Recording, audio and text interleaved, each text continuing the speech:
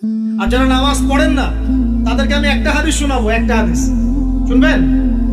নবী সাল্লাল্লাহু আলাইহি ওয়াসাল্লাম বলেছেন, قال النبي صلى الله عليه وسلم بين العبد وبين الكفر والشرك ترك الصلاة। আল্লাহ পাকের বান্দা আর একজন কাফের মুশরিকের মধ্যে পার্থক্যই হচ্ছে নামাজ। আল্লাহ পাকের বান্দা মানে মুমিন মুসলিম এবং একজন কাফের মুশরিকের মধ্যে পার্থক্য কি? মান তারাকা সালাতান মুতাআম্মিদান ফাকাদ বারিয়াত মিন যিম্মাতিল্লাহ। কেউ যদি ইচ্ছাকৃতভাবে তার উপর ফরজ নামাজকে ছেড়ে দেয়, সে যেন আল্লাহ পাকের জিম্মেদারি থেকে মুক্ত হয়ে গেল।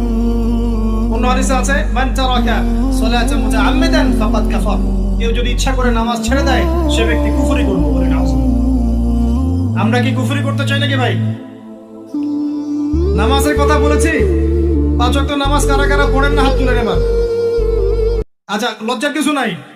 এখন আমার সাথে তওবা করেন, আমার সাথে তওবা করেন, বলেন আস্তাগফিরুল্লাহ আল্লাযী লা ইলাহা ইল্লা হুয়াল হাইয়ুল কাইয়্যুম ওয়া আতুবু ইলাইহি। আল্লাহর কাছে সাক্ষী রেখে বলেন, আল্লাহ আমি জীবনে যত রাকাত নামাজ ছেড়ে দিয়েছি এর জন্য আমাকে মাফ করুন। ইনশাআল্লাহ আগামী জীবনে আমি বিনা ওজরে 1 ওয়াক্ত নামাজও বাদ দিব না। রাজি আছেন ইনশাআল্লাহ? বাস এই একটা নসিহত যদি আজকে আপনারা আমল করতে পারেন, ইনশাআল্লাহ আজকের মাহফিল সফল।